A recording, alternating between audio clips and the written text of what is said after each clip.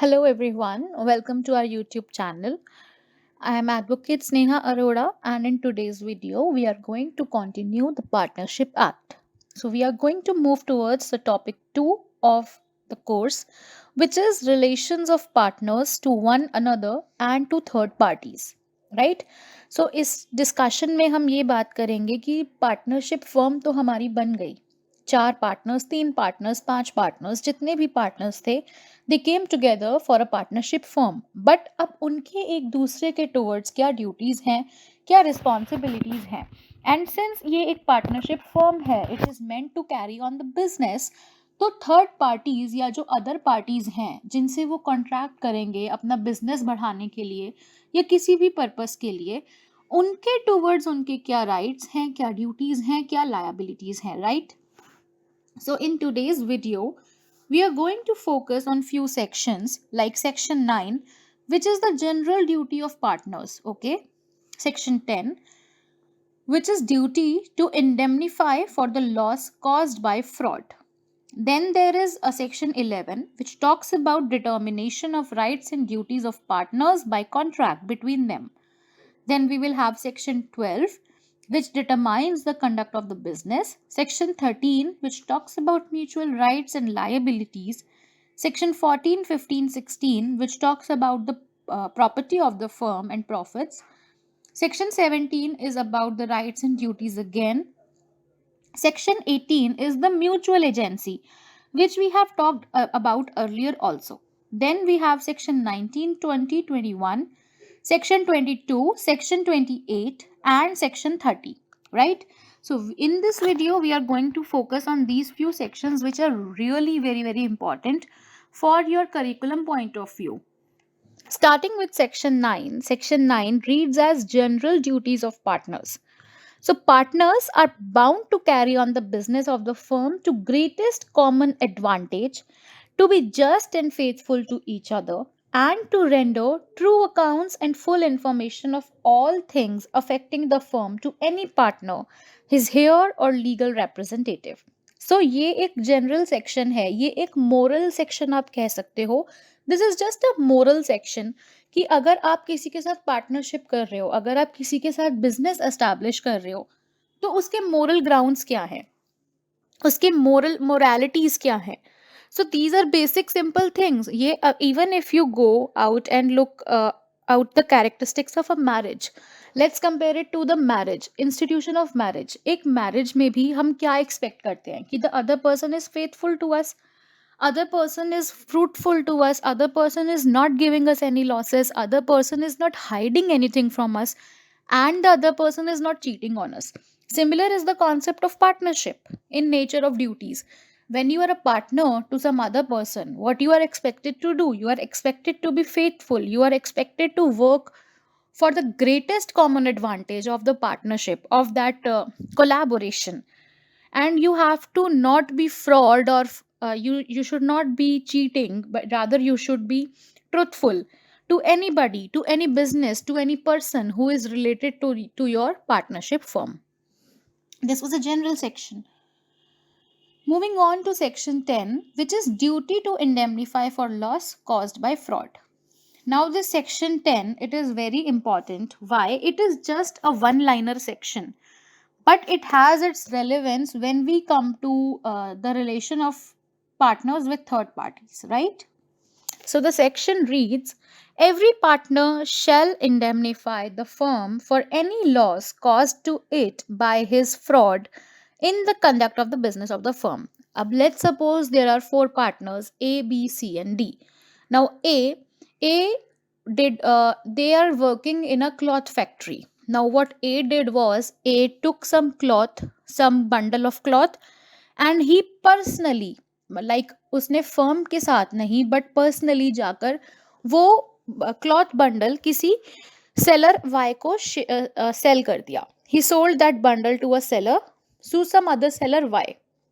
Now what A did was a fraud, right. And जो वो cloth bundle था वो डिफेक्टिव था, और जो वो वाई सेलर था, रिटेलर सेलर था, उसने आके पार्टनरशिप फर्म को स्यू कर दिया कि ए ने तो आपकी फर्म का कपड़ा मुझे सेल आउट किया है.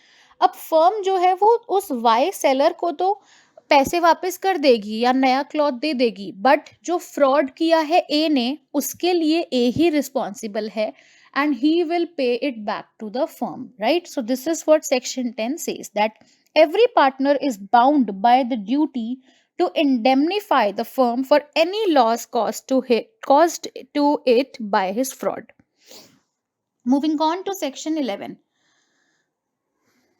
Now, when we will be studying these 11 to 17 sections, we have to focus on a very single and very starting phrase, which is subject to the provisions of this act. Okay, section 11 starts with subject to the provisions of this act, the mutual rights and duties of the partners of a firm may be determined by contract between the partners, and such contract may be expressed or may be implied by a course of dealing.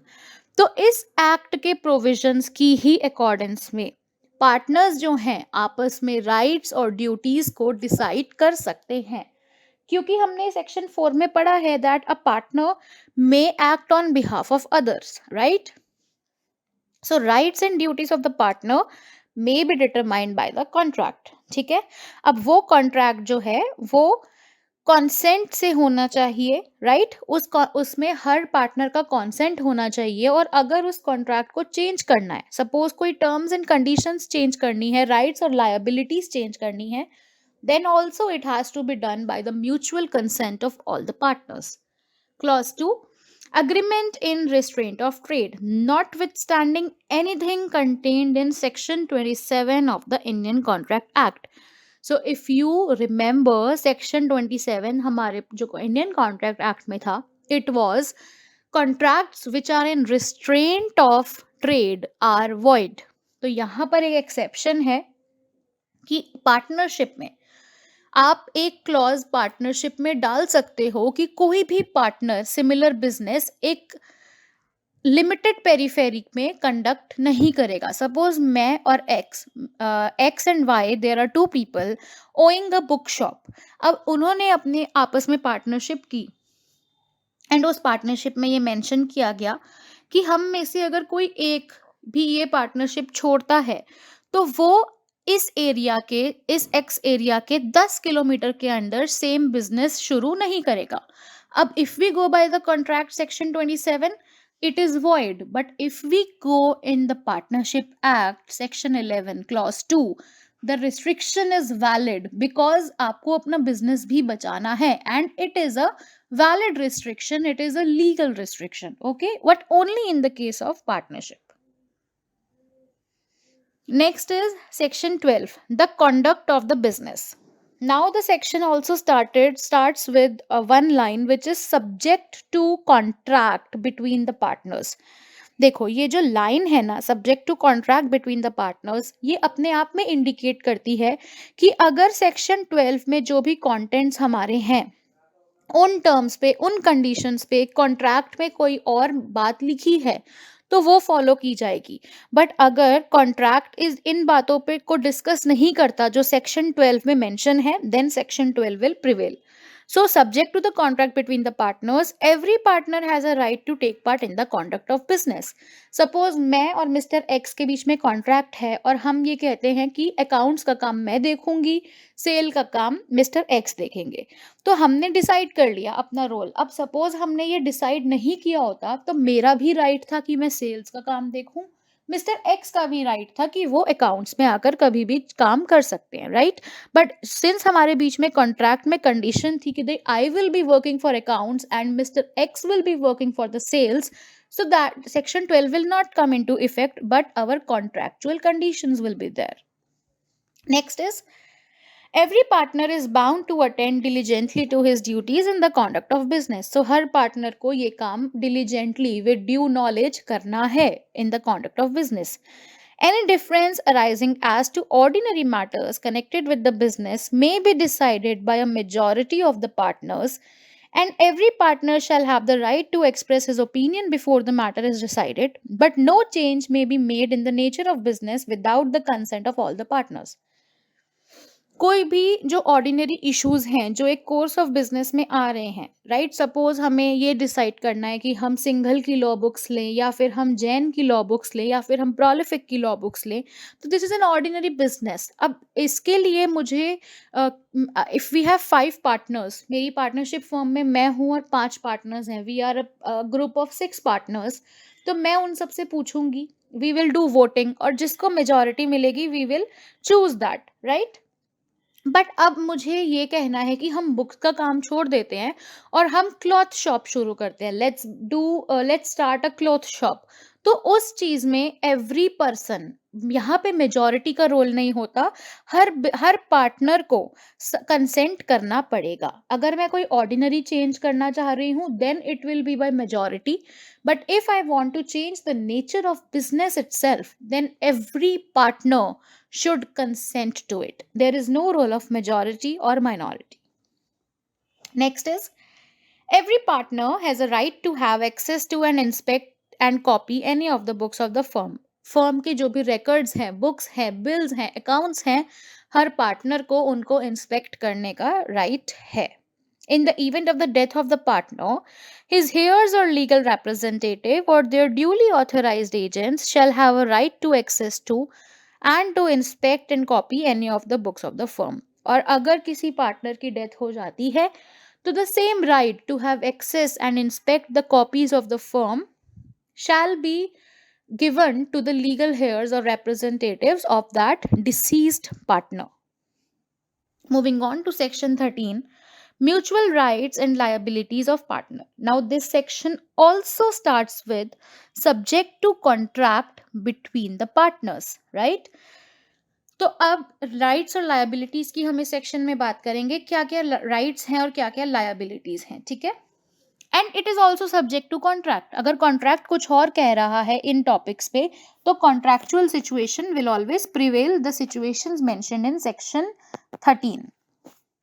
Point 1, a partner is not entitled to receive remuneration for taking part in the conduct of the business. एक partner जो है वो entitled नहीं है कि वो conduct में participate करने के लिए भी उसे पैसा दिया जाए। सपोज कि हम जैसे कंपनी लॉ में आप पढ़ते हो कि बोर्ड ऑफ मीटिंग होती है, जब डायरेक्टर्स मिलते हैं तो they are also paid remuneration, but partnership में ऐसा नहीं है। अगर मेरा काम बुक्स के अकाउंट्स रखने का है तो मुझे प्रॉफिट तो मिल ही रहा है ना, as a partner I am getting the profit share, उसके लिए मुझे रिम्यूनरेशन नहीं मिलेगा, मुझे सैलरी नहीं मिलेगी। Next point is, the partners are entitled to share equally in the profits earned and shall contribute equally to the losses sustained by the firm. तो partners जो हैं वो इक्वली एंटाइटल्ड होंगे लॉसेस में, पे बैक करने के लिए इक्वली एंटाइटल्ड होंगे प्रॉफिट्स में, other accept in the circumstances जब कोई और कंडीशन मेंशन ना हो। सपोज इसका एग्जांपल क्या है, लेट्स से ए, बी और सी 3 पार्टनर्स थे, ए ने 50% इन्वेस्टमेंट किया, बी और सी ने 25-25 किया, तो उन्होंने कॉन्ट्रैक्ट में भी डिसाइड कर लिया कि उनका शेयर प्रॉफिट और लॉस में 50-25-25 के रेशियो में ही होगा। तो यहाँ पे सेक्शन 13 क्लॉज बी की सिचुएशन अप्लाई नहीं होगी because we already have a term in the contract written. Next is, where a partner is entitled to interest on the capital subscribed by him, such interest shall be payable only out of profits. Now this is one technical point we need to talk about. ये clause कहता है कि जब एक partner एक capital लगा रहा है, सपोज एक पार्टनर ए, बी और सी में एक पार्टनर है बी जिसने स्टार्टिंग में कैपिटल जो है वो 50 लाख रुपीज लगा दिया पार्टनरशिप फर्म में। अब पहले क्या होता है, जब भी पार्टनरशिप फर्म बन जाती है तो उसमें सबसे पहले जो पार्टनर्स होते हैं वो अपना लगाया हुआ कैपिटल वापस लेते हैं, राइट, विद इंटरेस्ट। तो अगर अब 50 लाख रुपए मैंने लगाया है, सपोज बी ने लगाया है एबीसी में, एबीसी पार्टनरशिप फर्म में, तो बी पहले अपना कैपिटल वापस लेगा और उस पे जो इंटरेस्ट उसका बनता है वो इंटरेस्ट भी प्रॉफिट्स में से ही निकाल के उसे दिया जाएगा, right. Then the next point is, a partner making for the purposes of the business any payment or advance beyond the amount of capital he has agreed to subscribe is entitled to interest thereon at the rate of 6% per annum. कोई भी partner जो अपने business को या partnership firm को establish करने के लिए एडवांस मनी दे रहा है किसी और को, या फिर एक कैपिटल, सपोज 3 पार्टनर्स हैं ए बी और सी, उनमें डिसाइड हुआ कि all of them will contribute 33% capital in the establishment of firm. अब जो सी है, the C is paying for the time being 5 lakh more than his capital. तो पहले जो उसने एक्सेस में कैपिटल दिया है, ज्यादा अमाउंट दिया है कैपिटल से, उसको उस पे 6% इंटरेस्ट दिया जाएगा as per section 13। Then the E point is the firm shall indemnify a partner in respect of payments made and liabilities incurred by him. कोई भी पार्टनर अगर फर्म के बिहाफ पे कोई एक्सचेंज ऑफ अमाउंट करता है, कोई लायबिलिटी डिस्चार्ज करता है, कोई पैसा अपने पर्सनल एसेट से देता है, तो पहले प्रॉफिट्स में से उसको इंडेमनीफाई किया जाएगा। In doing such acts in an emergency for the purpose of protecting the firm from loss, as would have been done by a person of ordinary prudence in his own case under similar circumstances. Suppose एक factory थी, partnership की factory थी, 3 लोगों की partnership की, उस factory में रात को आग लग गई। एक पार्टनर ने देख लिया एंड उस पार्टनर ने जाके वो आग बुझाई, फायर ब्रिगेड बुलाया, जो लॉसेस हुए वो बचाए। तो और उस इस दौरान उसके मेडिकल एक्सपेंसेस आ गए बिकॉज उसका हाथ जल गया। तो उस केस में उसने फर्म को बचाने के लिए जो भी किया उस चीज के लिए उसको फर्म इंडेमनीफाई करेगी। Okay, a partner shall indemnify the firm for any loss caused to it by his wilful neglect in the conduct of the business. Now हमने सेक्शन 10 पढ़ा था जो बात करता है a partner shall indemnify the firm for his act caused due to fraud, और यहाँ 13F कह रहा है a partner shall indemnify the firm for any loss caused to it by his wilful neglect in the conduct of the business of the firm.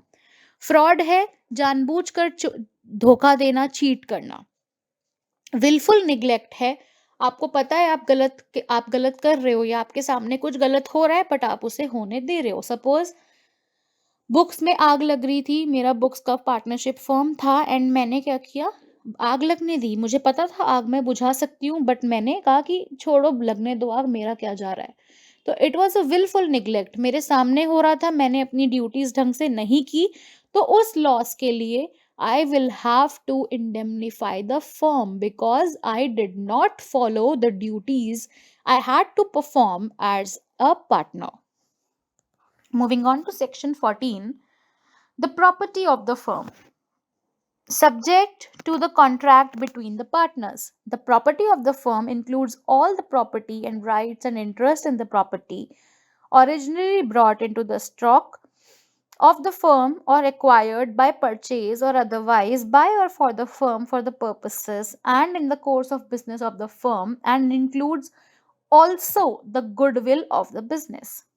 So, the firm property, एक firm की property जो है वो include करती है firm का पूरा immovable और मूवेबल असेट, उसका गुडविल यानी कि brand name and everything. Let's suppose that H&M is a good clothing outlet, it is a partnership firm. Let's suppose so H&M का जहाँ पे लेट्स से दिल्ली में कनॉट प्लेस में आउटलेट है, वो आउटलेट वहाँ पे जो उसकी मशीनरी है, जो स्टोर्स हैं, जो कंप्यूटर है, जो क्लोथ्स हैं, वो सब उसके मूवेबल असेट्स हैं, राइट। सो ये सब जो है ये तो फर्म की प्रॉपर्टी है ही है, but the brand name, the goodwill, H&M का जो गुडविल है, द ब्रांड नेम है, वो भी उस फर्म की प्रॉपर्टी मानी जाएगी, राइट। और जितना भी उनका पैसा है, जितना भी उनका इन्वेस्टमेंट है, वो सब भी फर्म का प्रॉपर्टी माना जाता है। Moving on to section 15, application of the property of the firm. Subject to the contract between the partners, the property of the firm shall be held and used by partners exclusively for the purpose of business. तो जो भी firm की property है वो सारे partners use करेंगे सिर्फ और सिर्फ फर्म के बिजनेस के पर्पस के लिए। Now let's move on to the personal profits earned by partners. Section 16. Subject to the contract between the partners, if a partner derives any profit for himself from any transaction of the firm or from the use of the property or business connections of the firm or the firm name, he shall account for that profit and pay it to the firm. If a partner carries on any business of the same nature as and competing with that of the firm, he shall account for and pay to the firm all profits made by him in that business. Now section 16 simple सी बात कहता है कि अगर एक partner दो conditions ये बताता है, दो सिचुएशंस सेक्शन 16 बताता है. पहली सिचुएशन है कि अगर कोई भी पार्टनर फर्म का नाम, फर्म की प्रॉपर्टी को यूज करके कोई प्रॉफिट्स अर्न कर रहा है पर्सनल कैपेसिटी में. सपोज मैं लूथराज एंड लूथराज की एडवोकेट हूँ, राइट. अब मैं क्या करती हूँ, मैं अपने आप को एस्टैब्लिश कर लेती हूँ as a renowned advocate of Luthra's and Luthra's, and मैं क्लाइंट का पर्सनल केस ले आती हूँ. मैं बोलती हूँ कि मैं लूथराज से ही हूँ, आप मुझे केस दे दो. Now what I am doing is, मैंने वो केस लूथराज की कंपनी में नहीं बताया कि मेरे पास ये केस आया है, एंड मैं उसे पर्सनल कैपेसिटी में हैंडल कर रही हूँ और क्लाइंट से अमाउंट ले रही हूँ. So now this will be the violative of section 15. तो जो भी प्रॉफिट मैं उस क्लाइंट से ले रही हूँ, Luthra and Luthra law firm is entitled to recover it from me under this section. Second condition is, Luthra's and Luthra's की पार्टनरशिप फर्म में मैं एनरोल्ड थी, मैं एम्प्लॉय थी, एंड मैंने क्या किया, मैंने सिमिलर नेम में लूथराज एंड एसोसिएट्स करके एक कॉम्पिटिंग फर्म खोल दी. तो यहाँ पर क्या है, मेरी आइडेंटिटी लूथराज एंड लूथराज की एडवोकेट की फॉर्म में है. If I open an other branch, other adversary branch naming Luthra and Associates, then there can be a misguiding perception that this is a subsidiary branch of Luthras and Luthras, और लोग उसमें मेरे पास सिर्फ नाम देख कर आ सकते हैं. In that case also Luthras and Luthras are entitled to take the profits out from me, right? So this is section 16 clause A and clause B. Moving on to section 17, rights and duties of partners after a change in the firm.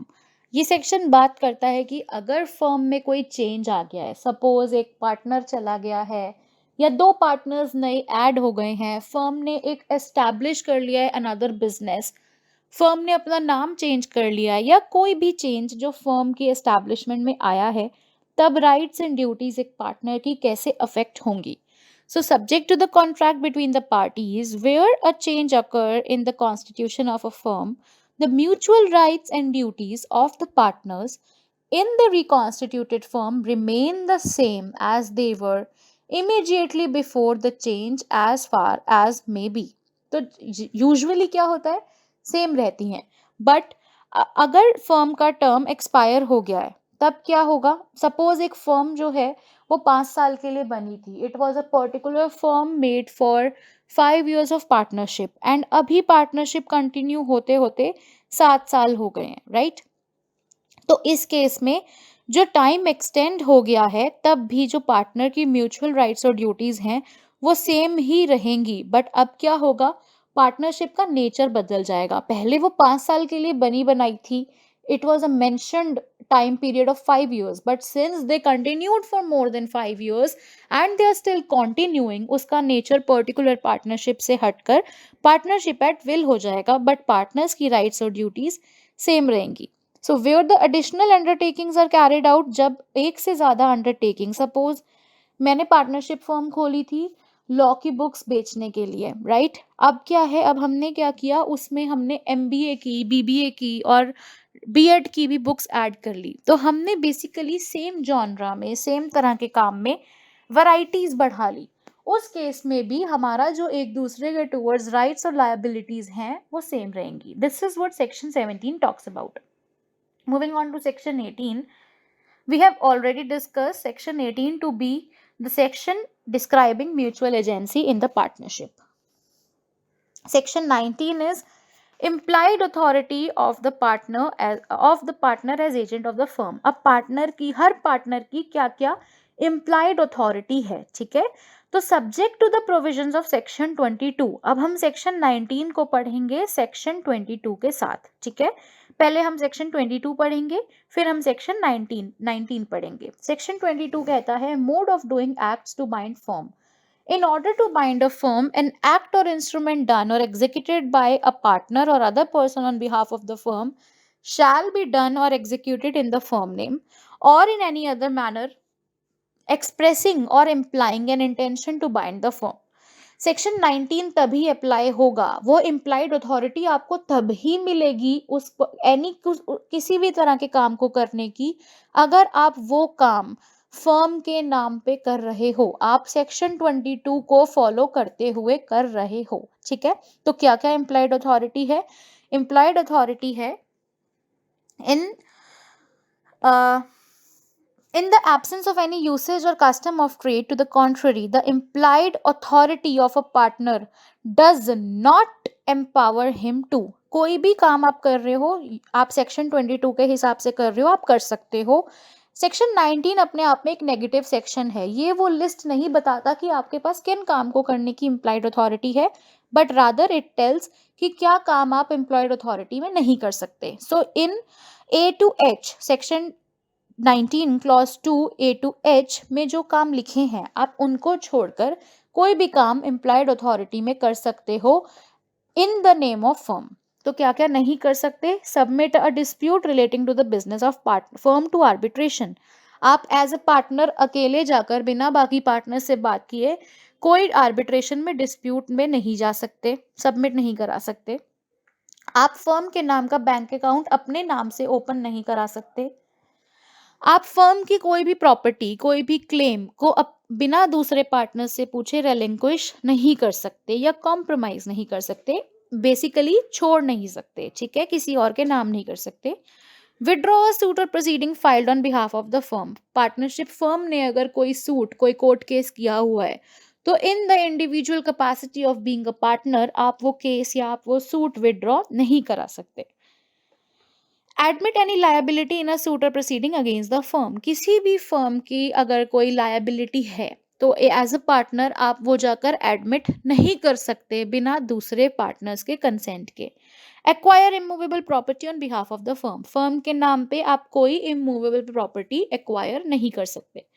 Transfer movable property, आप immovable property transfer भी नहीं कर सकते, या फिर अकेले as an individual partner आप किसी और फर्म के साथ पार्टनरशिप में नहीं आ सकते, किसी और पार्टनर फर्म के साथ या इंडिविजुअल के साथ बिना बाकी पार्टनर्स के कंसेंट के पार्टनरशिप फर्म में नहीं आ सकते। So this is not your implied authority. इसके लिए आपको बाकी पार्टनर से अथॉरिटी लेनी पड़ेगी, बट इनके अलावा जो भी काम है अगर आप वो फर्म के नाम पे कर रहे हो तो you have an implied authority.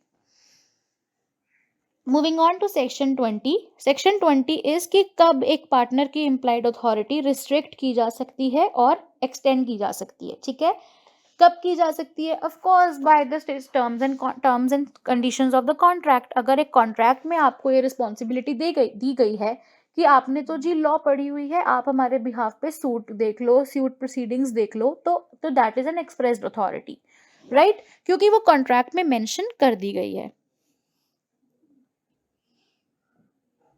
Moving on to section 21। Section 21 कहता है partners authority in an emergency. एक पार्टनर की इमरजेंसी में क्या अथॉरिटी है? तो एक पार्टनर की अथॉरिटी है कि एक आम इंसान जो उस सिचुएशन में, उस इमरजेंसी की सिचुएशन में कर सकता है, वो पार्टनर भी उस सिचुएशन में करेगा, वो कर सकता है। That is his employed authority, right? Yes, so these were few sections which deal with the liability of a partner towards other partners and towards the third person. Now, in our next continuing lecture, we will be talking about section 28, which is holding out, section 30, which is benefits to the minor, and the cases related to these topics, right? So, stay tuned with us for our next video. Till